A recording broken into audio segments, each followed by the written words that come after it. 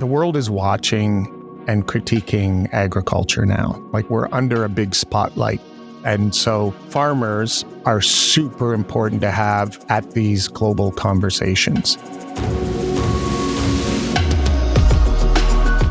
Welcome to the Farm Smart Podcast, presented by Nutrien Ag Solutions, where every month we're talking to sustainable agriculture experts from throughout the industry. As the leading source of insight for growers on evolving their sustainability practices while staying grounded in agronomic proof, Farm Smart is where sustainability meets opportunity. We don't just talk change. We're out in the field helping you identify the products, practices, and technologies that bring the future to your fields faster. I'm Dr. Sally Fliss, Director of Program Design and Outcome Management. And I'm Dusty Weiss, and we're joined now by Tim Faveri, Nutrien's Vice President of Sustainability and Stakeholder Relations. Tim, thank you for joining us today. Oh, thanks, Dusty. Thanks, Sally. It's a pleasure to be here with you. Happy to have you. And of course, we wanted to start by talking about Nutrien's stated purpose, which is feeding the future. First of all, I love that notion. I think it really focuses us on where we want to be to have this conversation. But I'd love to start here by having you elaborate on the company's mindset that's allowed it to take this industry-leading approach. Yeah, that's a great question. You know, when organizations invest in developing a purpose for their company, what's rooted in the development of a purpose is defining why a company truly exists, why people come to work every day, basically. And feeding the future for Nutrien speaks to that critical role that the company plays in helping the future of our people and planet through the sustainable production of food and fuel and fiber for future generations to come. And that's linked inherently to sustainability. It's really about the actions we are taking to help agriculture and the communities where we operate thrive for future generations. And I firmly believe, and I know the company believes, that over the long term, we can achieve this by managing our impacts on people and the planet, and at the same time, purposefully maintaining our profits too. So it is rooted in that notion of food security and doing it in a sustainable way. Tim, you joined Nutrien about 2 years ago in this role. I got to know you before that in your previous position. And a couple of questions here, sort of a little bit about your career before coming to Nutrien and what brought you to working in agriculture from the various positions that you had before arriving at Nutrien. Okay, yeah, we're going to go back a little bit. I have a science background in biology and ecology and a master's degree in environmental health. And I started my career on the west coast of Canada in Vancouver, doing environmental impact assessments and working in a space and building a practice with an engineering firm in what we used to call environment, health, and safety. And in around the early 2000s, I made a move to Deloitte, Canada, back to Ontario. And this whole notion of corporate social responsibility came up and started to take hold in Canadian corporations. And that's something that our practice at Deloitte jumped in on. It went beyond just environment, health, and safety. It brought in all the other aspects that we know are so commonplace today: climate and nature and diversity and inclusion and stakeholder relations, etc. One of my biggest clients at Deloitte actually was Tim Hortons, and we developed the first CSR strategy. And I was very proud to have been asked to join them in-house to lead that first strategy. And that was my first foray truly into the food system, even though we worked with a lot of food system clients. If we can pump the brakes a second for our American audience here, Tim Hortons, pretty big deal in Pretty Canada. Big deal. Largest coffee company in Canada, still is at this time. And that's where my foray into agriculture started, actually. We developed sustainable agriculture projects and programs for smallholder coffee growers, where the company sourced their coffee beans in Central and South America. And what was super interesting was kind of the passion that I developed for what I would call for a smallholder coffee farmer, kind of being the champion for the underdog. Small holder, 2 hectares of land, trying to carve out a living selling coffee beans through a very complex supply chain to rich people in North America, right? And that's the story all over the world when it comes to a lot of agriculture. Tim Hortons was the victim of somewhat of a hostile takeover around 2015, and I find myself at Maple Leaf Foods, Canada's largest pork producer and poultry processor, again, in the heart of animal agriculture there.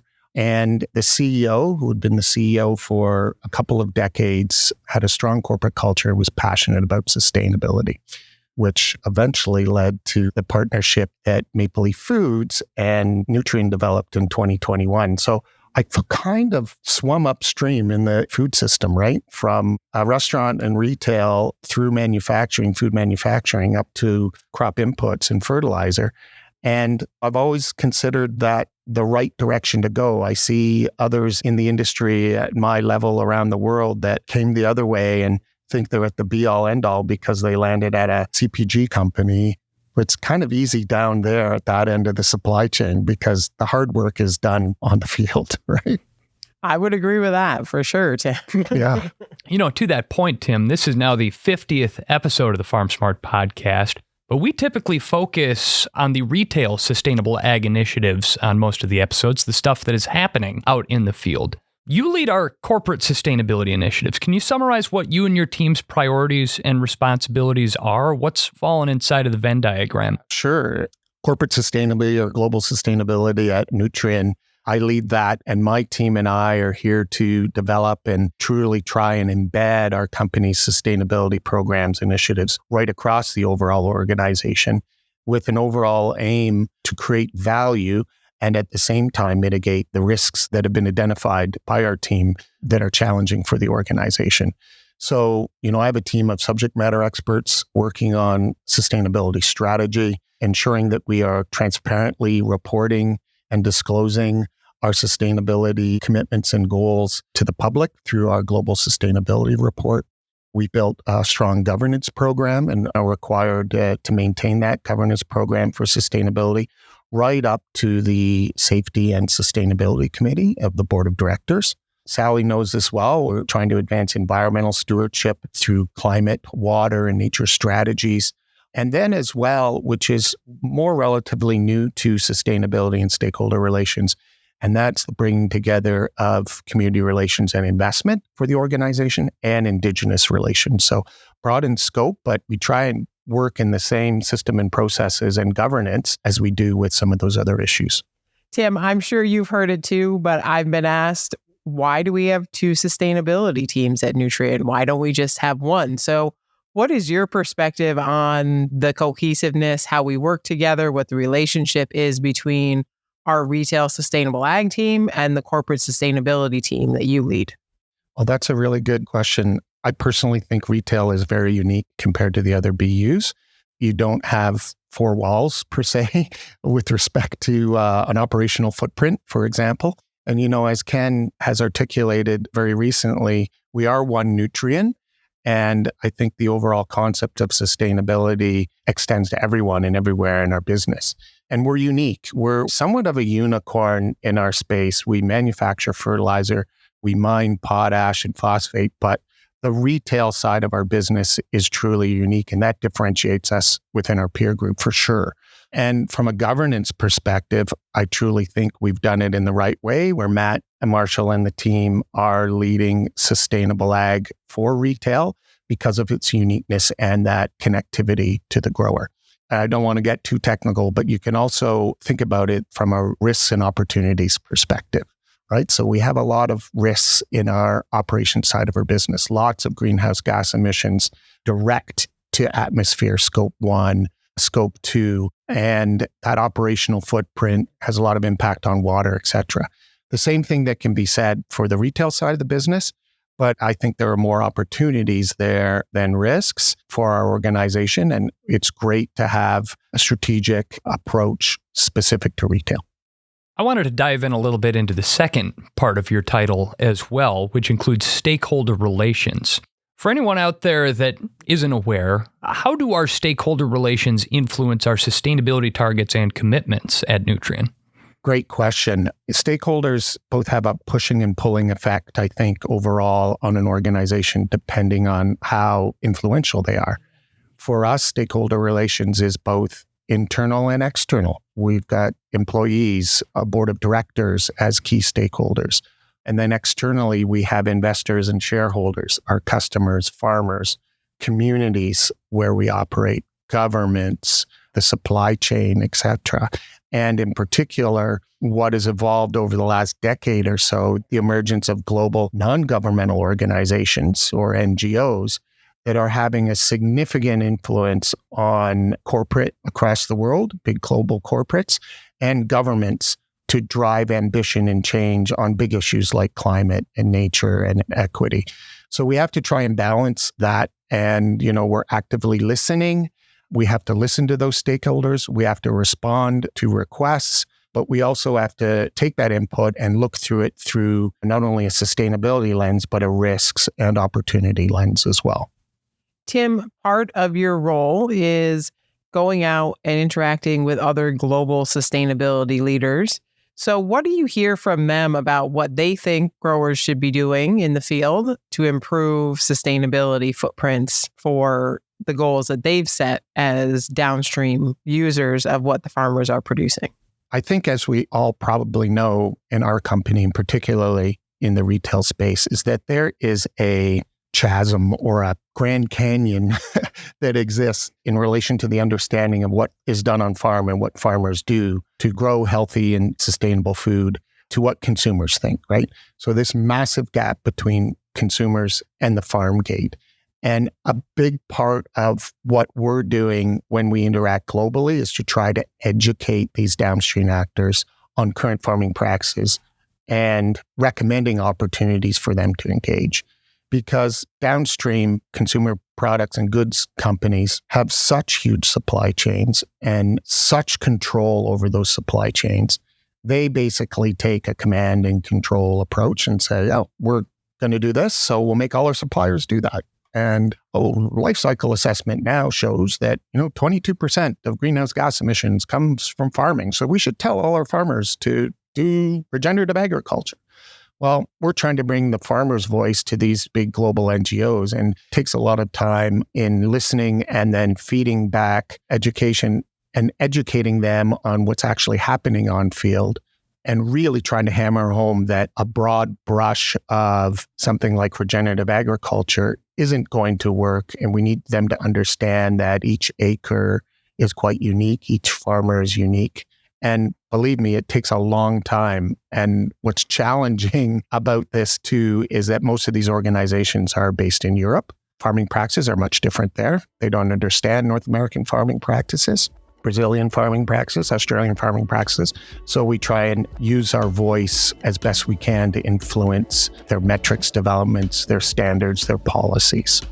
Well, it's certainly a big plate, Tim, and there's a lot on it. But when it comes to external partners and stakeholders, one of the really cool things about the people that we have in this conversation right now is that you both have intimate knowledge of a really great example of an external partnership. And we want to dive in a little bit more specifically on where Nutrien is working with partners to meet its sustainability goals. That's coming up in a moment here on the Farm Smart Podcast.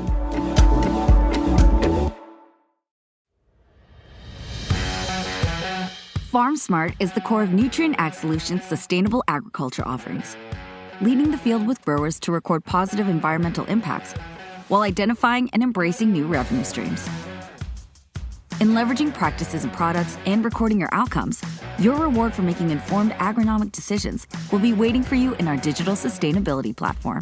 The data you input can help set a baseline, identify opportunities for continued improvement, and help qualify you for market access opportunities. We're here to maximize incentives and help ensure the legacy of your operation. Getting started with FarmSmart is easy. Log in or create an account with Agrible, then track your data and get paid. Getting started now means we can get to the future faster. FarmSmart, where sustainability meets opportunity. NutrienAgSolutions.com/FarmSmart. This is the Farm Smart Podcast, presented by Nutrien Ag Solutions.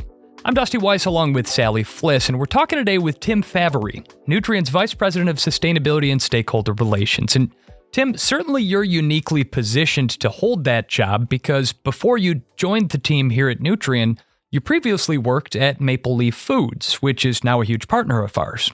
Why was Nutrien the correct partner to help Maple Leaf Foods meet their sustainability goals? Maple Leaf Foods is a purposeful company like Nutrien. The purpose of Maple Leaf Foods is to raise the good in food. And they have a very audacious vision as well, just to be the most sustainable protein company on earth. And so while I was executing that strategy at Maple Leaf Foods, as we looked at areas that we can position the company to have a positive impact, particularly in the Scope 3 emissions categories, the largest contribution to Maple Leaf's Scope 3 emissions at that time was the feed grains that were provided to the pigs that all reside in Manitoba. It was very easy once we got to know the Nutrien folks initially to realize that Nutrien has such an advantage of reaching farmers than any other organization that we had talked to at that time. Those direct relationship with the growers and the ability to influence on products and practices and services for a midstream food manufacturer that actually understands how the supply chain works like Maple Leaf does, that's a no-brainer, right? And I think we're starting to see this more and more now as more corporates globally kind of better understand the whole value chain and realize that Nutrien is a unique space. Tim, in 2021, Nutrien started our carbon pilots across North America, and we enrolled 40,000 acres in Canada, on which Maple Leaf partnered on a portion to be in that right supply shed for the hogs that you mentioned in Manitoba. Mm-hmm. We're now over 500,000 acres in the program, and Maple Leaf Foods is pretty close to meeting all of their feed procurement needs coming through our program based on what they're feeding those hogs. As you've been involved from both the Maple Leaf Food side and the Nutrien side, what have some of the learnings been throughout the process of developing, designing, and getting to the scale that we're at today? That's a really great question. And I think one of the biggest learnings for me, and I know my team, is that all the aspects that feed into that carbon program are inherently very complex and take a long time to implement and to measure outcomes. I would describe it as a journey within a journey. Sustainability is a journey. This carbon program is a unique journey within that journey. I personally thought that it would happen a lot quicker, but the carbon program establishing that validated pathway with SustainCert to create a verified carbon inset for Maple Leaf Foods, first of its kind in Canada. I think it might be the first globally. That's huge. That is really huge. And I remember distinctly having initial conversations with the Nutrien team about this vision of trying to do it and investing in doing this and investing in the growers as a pilot program. And I'm just thrilled that it's been so successful. And I think it's such a great example that we've proven we can drive scale and that when farmers are successful, we are in turn going to be successful too. As long as we're talking about acreage here, Tim, let's look broad picture. The retail organization as a whole has grown from 200,000 acres of pilots in 2021 to just over 2.5 million of official program acres and counting. So when you hear a number like that, what are you most proud of or what impresses you regarding how we've grown and adapted over the past 2 full growing seasons? I am super proud and impressed with the entire team. The commitment to science and outcomes, commitment to the farmers in the program. And this has happened all in a very turbulent time as well, not only for the Nutrien business, but globally with geopolitical issues and other things. So I think one of the hardest things to do when you build something new is finding those participants that are willing to invest and to keep them there. The changes that are happening, the fact that we are still working with the same growers that we started with, and that's growing by hundreds of thousand acres a year, and we've got certification is just a game changer. The focus on data, collective impact, science, and certification is so important. And that's what makes me the most proud, I think, is the people and that commitment to those things. Tim, as you interact with other global sustainability leaders, you've mentioned a little bit that connection that the ag retail part of the business has to the grower to help drive practices. But what other opportunities do you see across ag retail and the Nutrien business as a whole to help drive a better global footprint for agriculture and sustainability? With our unique position and with our team out in the field advising and writing scripts and supporting growers, in reality, what we're doing is we're giving our growers skin in the game in this thing called sustainability, in this journey, right? I heard it from when we hosted that Canadian Carbon Program Summit in very cold Saskatchewan, I think in November of 2022. Right from one of the farmers' mouths was that they wanted to be part of the solution and not pegged as being part of the problem. If we can make them successful and resilient to these things they can't control through our products and our programs and our services, then we're giving them that skin in the game to ensure they can pass their business down to their future generations, right? And I think that's it. That's what we want. When they're successful, we're successful. Well, and as more growers find success using the products and practices that we talk about a lot on this podcast, certainly we've talked a little bit about the importance of making sure that sustainability story is being told and to the right people. And we've talked a little bit about the role that you play in making sure that the right people hear about the sustainability efforts of our growers. But what other roles are there for our growers to play in that process? Yeah, this is super important. The world is watching and critiquing agriculture now. We're under a big spotlight. And if we thought this spotlight that's been shined on the farm with respect to greenhouse gases is bright and getting hotter, wait until it's amplified around nature and biodiversity and water as well, right? And so farmers, our growers, are super important to have at these global conversations. We need to get them out in front of global corporations and non-governmental organizations and governments much more and demonstrate to them that farmers are people and these people are concerned about their field, their soil, the planet, all aspects of sustainability and have been for a very long time. And farmers inherently have high trust. We look at all these surveys out there. Who's more trustworthy? Governments, corporations, NGOs, etc. And farmers always end up on top in terms of the trust quotient. As we work with farmers, I know, Sally, I'm going to quote you. I think you said practice change at the speed of trust. So there's a dynamic there or a friction there that those big corporates and NGOs need to understand. So those stories, any story we can tell about the success, how we piloted and work with growers, and we've got science and measured certified outcomes for that, that's going to, I believe, cause a groundswell of interest and hopefully get the farmer voice included in more of these policy decisions and NGO standards. In that light, Tim, how should our growers that are listening to the podcast or our retail crop consultants that are listening to the podcast find a way for growers to be involved in telling their story? Or if they know growers that would be good advocates to participate in some of these arenas, how should they reach out? Who should they be talking to in order to help make that happen? That's a great question. We certainly would love to engage with them on a more one-to-one basis, integrate them into our storytelling if they're part of our programs.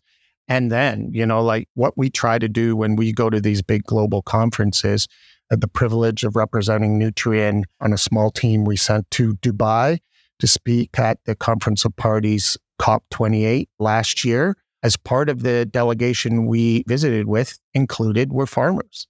We partnered with USFRA, U.S. Farmers and Ranchers in Action, with the Canadian Alliance for Net Zero Agri-Food. Both brought farmers to the table to participate in those activities, side events, and consultations with policymakers, and again, put them in front so that they can tell their own story. The other area that I think is very helpful is showing the link between sustainable agriculture and increased food security, because we're moving quickly to a global population that may be unsustainable from a climate or water or food security perspective. So there's a very, very important story to be told around ensuring that agriculture is sustainable, that's going to meet the needs of that growing population. That's our purpose, right? Feeding the future. So I do think there's great opportunity for those growers, and we can help amplify those stories. You know, Tim, when you talk about feeding the future, well, let's look at the future end of that. So much of what we do is focused on tomorrow and next week. And do I have enough water on the field right now? And do I have the inputs that I need for next season? But what does feeding the future look like 25 years from now? Wow, I've never had that question before, actually. That's a really good one. 25 years is a long time, too. And I think by nature, particularly when we're in a corporate environment, we think quarterly or annually. For me, it kind of goes back to that theme of future generations, right? One of the things I'm most proud of through our community relations and investment work is the youth education programs that we're doing. Seed Survivor, Caring for Our Watersheds, all educating youth on agriculture and the importance of agriculture and the importance of the Sustainable Development Goals and meeting those. If we can do a good job of educating that next generation, and I'm hoping that 25 years from now, Feeding the Future will still be alive and well. It'll just take on different risks, different opportunities. You know, the world from an ecosystem perspective will be a lot more focused. By that, I mean better understanding of where we need to focus on water issues, on climate issues, on biodiversity issues, that our kids, our grandkids are going to be engaged in part of that journey. Well, certainly it's a long journey and certainly it's never boring, but I think you've done a really great job of summing it up for us today and sort of helping us take a look behind the curtain of what's going on at Nutrien Corporate Sustainability. So we appreciate your taking the time, Tim. It's been a great conversation. Tim Faveri, the Vice President of Sustainability and Stakeholder Relations at Nutrien Corporate, thank you so much for joining us on this episode of the Farm Smart Podcast. Thanks, Dusty. Thanks, Sally. And Sally, of course, I'd be remiss if I didn't call out one more time that this is the 50th episode of the Farm Smart Podcast. Speaking of looking far, far, far into the future, congratulations. That's an impressive run, Sally. Thank you, Dusty. I can't believe it's 50 already. I can't believe it's 50. In about 3 years, we've been doing this now. But as we've been telling these sustainability stories here, what strikes you the most about the way that the conversation has changed either between us or globally throughout that time? I think globally, the conversation seems very similar to me, but I think what I've seen change from what we're presenting and the way we're operating in the field is we've really kind of got almost to the top and over that hump of trying to show the value of our programs to people wanting to sign up and be interested and come to us about programming. When it's a grower or a crop consultant or a stakeholder, as Tim mentioned, we're kind of over that pushing the rope up the hill part and kind of on the top and hopefully headed down a nice slope to get lots more people signed up and continue growing these programs over the next couple of years. Kind of like rolling a snowball down a hill, I think, at the end of the day. It's an analogy that we appreciate here in Wisconsin and upstate New York and Canada, where Tim is from. But once you get that snowball big enough, it just sort of picks up some momentum of its own. So that's awesome. I've had a few opportunities over the years now to see you in action with the growers face to face. And boy, they look to you as a leader, and they certainly do appreciate the knowledge and expertise that you bring to the topic as well. But congrats again on 50 podcast episodes. And certainly we should take a moment as well to recognize the hard work of your colleague, Connor Irwin, the executive producer of the podcast, who does all the behind the scenes work that makes this show possible. We wouldn't be at 50 without his efforts as well. It's certainly been a lot of fun making this show with you guys, and more importantly, an honor to be a part of helping growers tell their sustainability story to the world. So thank you for letting us be a part, and here's to many, many more podcast episodes down the line. For sure. Thank you, Dusty. And yes, thank you, Connor, for making sure that what we put out is what we want to be saying, because as Connor knows, I don't always have the time to listen to things before they go out. And so I really appreciate all the time and effort he puts in making sure we have the quality that we want to have as we publish our podcast. Thank goodness for Connor. I don't know what we'd do without him. That is going to conclude this episode of the Farm Smart Podcast. New episodes arrive every month, so make sure you subscribe to the Farm Smart Podcast in your favorite app and visit nutrienagsolutions.com/farmsmart to learn more. The Farm Smart Podcast is brought to you by Nutrien Ag Solutions. Our executive producer is, of course, Connor Irwin, sound engineering by Matt Covarrubias, and editing by Emily Kasinger. The Farm Smart Podcast is produced by Podcamp Media, branded podcast production for businesses, podcampmedia.com. I'm Dusty Weiss for Nutrien Ag Solutions. Thanks for listening.